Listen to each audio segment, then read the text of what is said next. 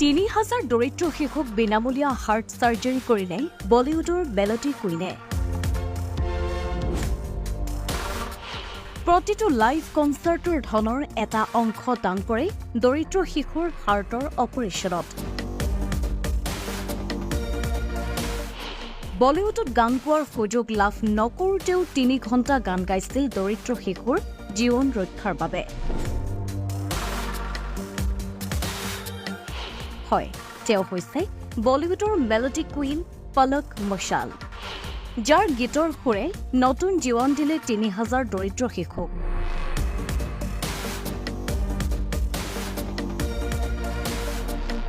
কেইবাটাও জনপ্ৰিয় গীতেৰে বলিউডত নিজৰ পৰিচয় গঢ়া পলক মশালৰ গীত আপুনি হয়তো নিশ্চয়কৈ শুনিছে।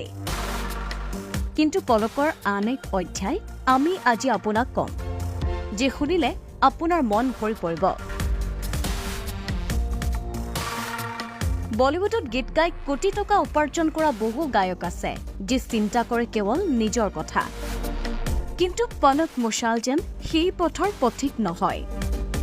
প্ৰতিটো লাইভ কনচাৰ্টৰ ধনৰ এটা অংশ পলকে দান কৰে শিশুৰ হাৰ্টৰ চাৰ্জাৰীৰ বাবে।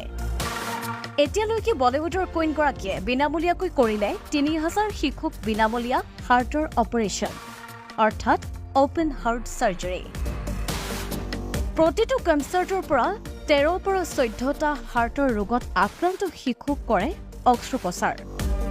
সেয়ে প্ৰতিটো কনচাৰ্টে তেওঁ ডেডিকেট কৰে দৰিদ্ৰ শিশুৰ নামত।